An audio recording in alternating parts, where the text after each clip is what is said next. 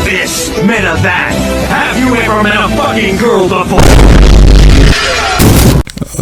Konnichiwa, Zero Dimensional here. Now, as you know, today's gonna be a little bit different than usual, because not only is this one of the first videos where it has taken me well over a month to produce a video, but this is also the first time I'm not going to be talking about Goku on this channel. So yeah, today we're gonna be going over the most accurate Ichigo scale using the definitive tiering system.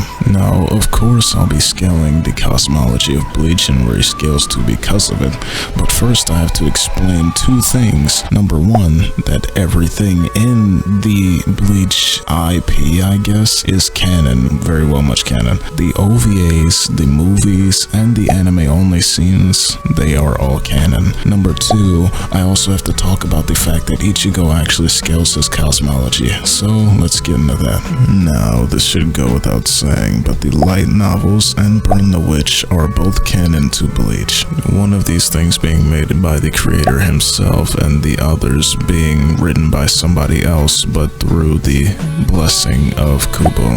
As for the movies, it's been stated multiple times by not only other writers but Kubo himself that he has made changes to the script multiple times because he deemed it wouldn't actually happen within his story, and he wants it to reflect the source material, which should be canon enough already for you, but we also have him designing characters, designing every character that appears apparently in anime-only arcs, and we also have the anime-only arcs appearing within the 1000-Year Blood War arc, which is just blatant proof that the anime in itself is canon. Now I can go on to the movies and all that, but it's basically referenced in the manga multiple times for almost every movie and the covers of Shonen Jump that these are actually official plot lines. The movies are only seen as different in Kubo's eyes in the sense that they are different terms of medium, but they actually reflect plot points in the story, which would make sense because in the theaters for the Hellverse movie, the episode 299 is actually a precursor to that, therefore linking all the movies to being canon. Now, I'm too lazy to go over the canonicity of the video games, so I'm just going to move on to why Ichigo scales to his cosmology. During Ichigo's battle with Yuha, he goes into Bankai and is able to kill Yuha, who at the beginning was able to absorb the Soul King, the creator of the cosmology basically, and plan to destroy the entire cosmology and create a new world. Now with that out the way, let's get into where the cosmology actually scales. Soul Society is basically a mirror to the three realms, that being the Soul Society, the world of the living, and the Hueco Mundo, implying that they're all exactly the same size as they are reflections of each other. The Soul Society is able to contain an infinitely large underground prison, which is basically 4D, since the infinite space is surpassed by the distance of the Soul Society,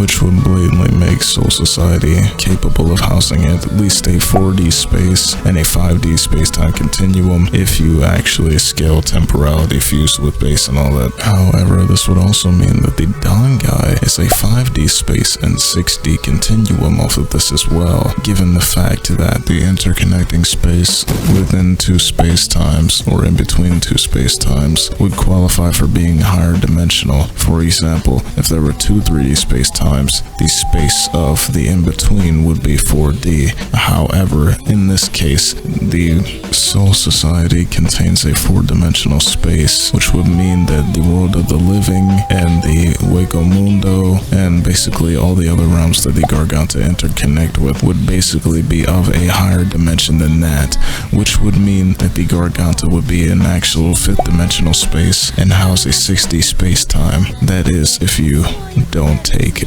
Ishin's 2000D temporal argument seriously, which I don't either. To scale this even further, we also have to talk about the peak of the cosmology, the Garganta. So let's get into that. The Garganta is infinite in comparison to other realms, such as Hell, Hell being a dimensional construct created in the hierarchical sense. Given that these constructs are hierarchical in nature, the cosmology will follow set theory. More importantly, an ordered set, if we are to believe that the peak of the cosmology is the Garganta, then we can assume that they will be where the set theoretical structure stops, meaning that the Garganta will be a high hyperversal construct. However, if we were to believe that it's only referring to the underworld, then that would mean that the underworld is a hyperconstruct already. So far, we have the Garganta at high hyperversal, and in turn the cosmology at a high hyperversal construct. Now, do I think this is where the cosmology stops? Yes. Do I think this is where the scaling for the character stop? Not necessarily. During Ichigo's battle with Yuha, he is able to unlock his innate ability that is shown throughout the series, which is to shatter fate. Even source material going so far as to say both him and Yuha transcend fate itself. Now, fate itself being a supernatural structure is basically low outerversal. In which you think about it, it being supernatural would already mean that it's low outerversal. But if you think about it logically, all spatiotemporality would technically have a fate, since all of these spatiotemporal dimensions would have time. Okay, now since we got AP out the way, I'm guessing we can talk about Ichigo's speed now, which is pretty fast in comparison to what I just talked about. Basically, Ichigo is able to traverse the Dangai, which if you have read the manga contains more than one temporal axis, so traversing this would mean that Ichigo is going beyond linear time as he's not following a linear time axis from getting to point A to point B. Also, he is also shown his immeasurable speed feats when traveling through the Serete from the Soul King's Palace. The Soul King Palace and the Serete being basically separate time spaces, so when Ichigo travels there, he's basically leaping from one temporal axis to another, which is still immeasurable speed. So those are two blatant feats. So yeah guys, we just got Ichigo to low outerversal without even ratting Orihime Santen Keshun and how it would actually be outerversal. Yeah, so this was just for fun basically anyways. So if you actually have any contentions, of course we can talk about it or something along the lines of that, but I really don't want to be annoyed by goons. But yeah, I guess I can say I'm working on other stuff, but until then, I guess, see ya.